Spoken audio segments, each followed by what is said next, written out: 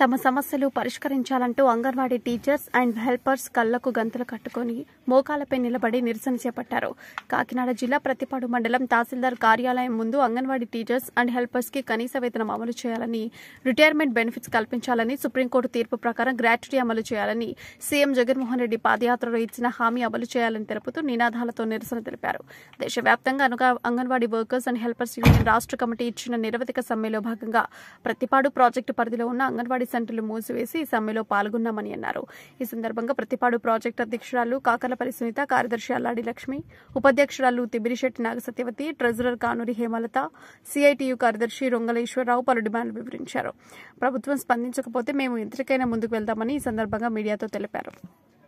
Main సెంటర్లుగా కలపాలి, అన్ని సెంటర్లు మెయిన్ సెంటర్లుగా కలపాలి, నూతన విద్యా విధానాన్ని రద్దు చేయాలి, రిటైర్మెంట్ బెనిఫిట్స్ 5 లక్షల రూపాయలు ఇవ్వాలి, సుప్రీంకోర్టు తీర్పు ప్రకారం గ్రాట్యుటీ అమలు చేయాలి, సుప్రీంకోర్టు తీర్పు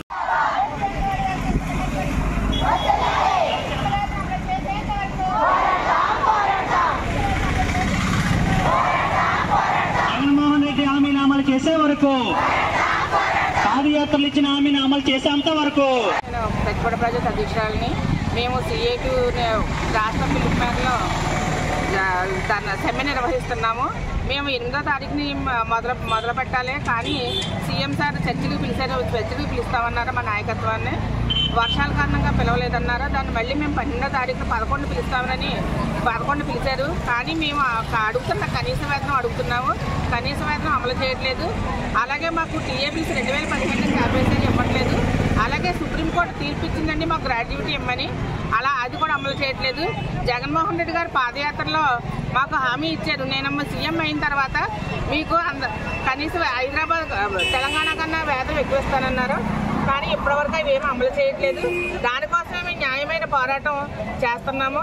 గతంలో 36 గంటల ధర్నా చేసాము జిల్లా ఆఫీసుల్లో, అక్కడ స్పందించలేదు. అలాగే మా మీద ఈరోజు ప్రశాంతంగా మేము ఏ ఇబ్బందులు కాకుండా, ఎవరికి ఇబ్బంది లేకుండా సమ్మె చేస్తున్నాము. ఇది 3వ రోజు. కానీ సీఎం గారు ఈరోజు చాలా దారుణమైన ఆర్డర్స్ తీసుకొచ్చి కలెక్టరేట్గా సచివాలయం స్టాఫ్ని పిలిపించి తాళాలు పగలగొట్టించి ఈరోజు వాళ్ళతో ఫుడ్ వండిస్తామని తాళాలు పగలగొట్టించారు. సచివాలయం స్టాఫ్ ఇలా ఫుడ్ సెంటర్ల మీద పడి ఇలా దౌర్జన్యం చేయడం చాలా దారుణంగా ఉందండి. దీన్ని వెంటనే విరమించుకోవాలి. మేము కనీస వేతనం అమలు చేసేందుకు పోరాటాన్ని ఆపము.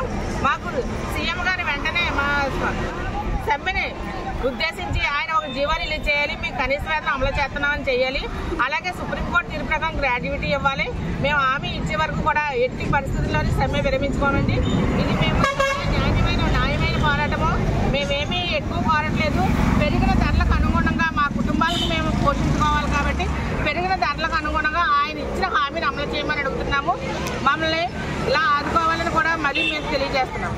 ఇచ్చిన పిలుపులో భాగంగానే అంగన్వాడీ వర్కర్స్కి జగన్మోహన్ రెడ్డి గారు తన పాదయాత్రలో ఇచ్చిన హామీలను అమలు చేయాలని చెప్పి కోరుతూ గత 8వ తారీఖునే సమ్మె చేయాలి. కానీ రాష్ట్ర ప్రభుత్వం, రాష్ట్ర ప్రధాన కార్యదర్శి చర్చలు పిలిచి మేము పరిష్కారం చేస్తామన్నారు. నాయకత్వం వెళ్ళారు, కానీ పరిష్కారం అవ్వలేదు. ఆర్థిక పరమైన ఏ అంశాలు మాట్లాడొద్దని చెప్పారు. ఎందుకంటే ఈ ఐసిడిఎస్ ఈ ప్రాజెక్టులోని సుమారుగా 20 నుంచి 25 సంవత్సరాల పాటు పనిచేస్తూ ఉన్నారు వర్కర్లు.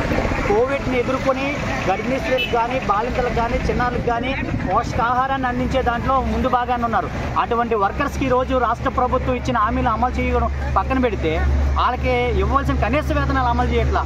పక్కనున్న కేరళలో 18,000 రూపాయలు ఇస్తూ ఉన్నారు, తమిళనాడులో అమలు చేస్తూ ఉన్నారు, పక్కనున్న తెలంగాణలోని 13,600 రూపాయలు ఇస్తూ ఉన్నారు. కొత్త ప్రభుత్వం మొన్ననే వచ్చింది, కాంగ్రెస్ ప్రభుత్వం కూడా 18,000 రూపాయలు ఇస్తామని చెప్పేసి 3 నెలలు హామీ ఇచ్చారు. కానీ అది కాదు, గతంలో ఏదైతే పాదయాత్రలు ఇచ్చారో అప్పుడు తెలంగాణలో 13,600, 1,000 రూపాయలు అదనంగా ఇస్తా అన్నారు. దానికంటే 14,600 రూపాయలు చెయ్యాలని చెప్పేసి ఆ విధంగా ఆర్థికంగా ఆదుకోవాలని. రెండోది, ఇటీవలే ఐసిడిఎస్కి నిధులు తగ్గించింది ప్రభుత్వం.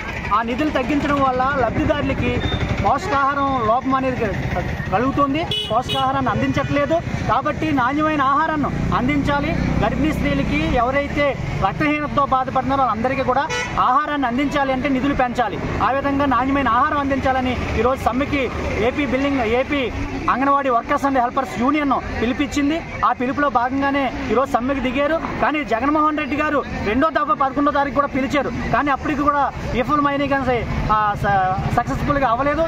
దాంట్లో భాగంగానే రాత్రి నుంచే కింద సచివాలయానికి స్టాఫ్ ఎవరైతే ఉన్నారో అందరికీ చెప్పి అంగన్వాడీ సెంట్రల్ తీయకపోతే మీరు తాళాలు బదలగొట్టండి అని చెప్పేసి చాలా అన్యాయంగా, నిరంకుశంగా ఈరోజు జగన్మోహన్ రెడ్డి కిందకి అధికారులకు ఆదేశాలు ఇచ్చారు. ఇది నిజంగా నిరంకుశ పాలన అని చెప్పేసి దీన్ని మేము సిఐటిగా ప్రతిపాడు మండల కార్యదర్శిగా ఈరోజు మేము ఖండిస్తూ ఉన్నాము.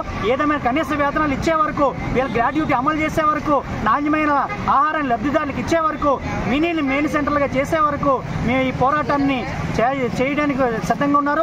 ఆ పోరాటానికి మన సిఐటిగా పూర్తి మద్దతుగా ఉండి అండదండగా ఈ సమ్మెను జయప్రదం చేస్తామని కోరుతూ సిఐటియు ప్రతిపాడు మండల కార్యదర్శి రొంగలేశ్వరరావు.